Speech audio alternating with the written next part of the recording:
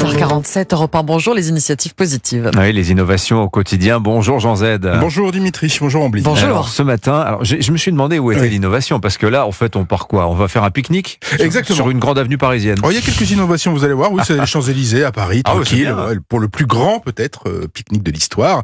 Alors pour l'instant, il pleut pas. Alors je dis ça sous le couvert de l'huissier de justice de la météo d'Europe 1, Anissa Haddadi, que j'ai interrogé avant de venir. Donc pour l'instant, il ne pleut pas dimanche midi. Ça va accueillir quand même près de 4000 personnes sur une nappe Vichy avec vue sur l'Arc de Triomphe. Un record parce que la nappe à carreaux rouges et blanches sera quand même d'une longueur de 216 mètres, 4212 mètres carrés de surface. C'est sans précédent.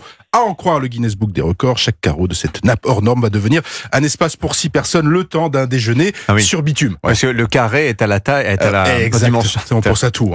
Oui, tout est réfléchi. Tout. Dites-moi, Jean, ce genre d'événement, est-ce que c'est vraiment si positif que cela, ne serait-ce que côté bilan carbone?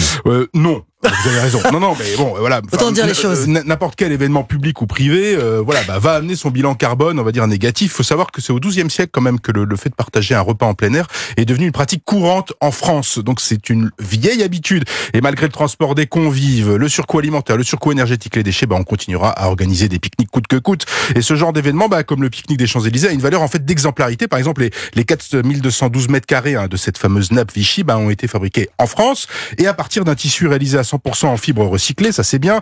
Des gobelets réutilisables seront distribués. Alors dans le jargon, on appelle ça des éco-cups. Des éco-coupes, quoi. Ouais, exactement. Des éco-cups. Donc pas d'alcool, c'est interdit à l'intérieur. Il faudra boire aux fontaines de distribution de la régie Hauts-de-Paris. Et ça, c'est le génie français, cher Dimitri. Oui. Ce que cache la dénomination Hauts-de-Paris, vous savez ce que c'est? Non. Mais non. L'eau du robinet. Exactement. C'est de l'eau de robinet de Paris. Mais effectivement, c'est moins chic de le dire comme ça. Donc on va dire Haut-de-Paris. Mais en fait, c'est tellement élégant. Exactement. Mais de toute façon, c'est éco-responsable. C'est plus élégant, donc ça marche très bien. Les essuie-mains et les serviettes seront également en matière recyclée et offerts aux participants qui ont été sélectionnés par tirage au sort. Alors, il y a quand même eu plus de 270 000 participants à ce tirage au sort. Et 4000 élus, pour 4000 élus. C'est tout de même un type d'événement qui génère du gaspillage alimentaire, Jean. Effectivement, sur le papier, même si ce sont 8 restaurateurs de l'avenue qui vont préparer, distribuer les paniers repas, il y aura des chips, des légumes à croquer, évidemment, des sandwichs carnivores ou végétariens, on a pensé à tout le monde, mais on sait qu'il y aura des paniers délaissés, ça arrive, c'est normal. Justement, l'association de lutte contre le gaspillage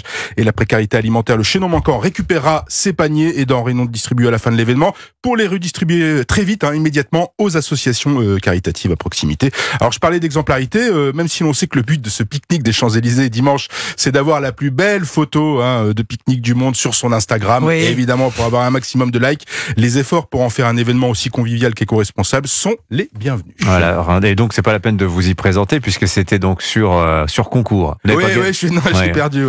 Mais je ferai la photo quand même. Vous allez essayer de passer entre les tables et puis et entre les gouttes, si Anissa se trompe, on ne sait pas. Les initiatives positives. Merci beaucoup, Jean Z. Allez, à lundi sur Europe 1.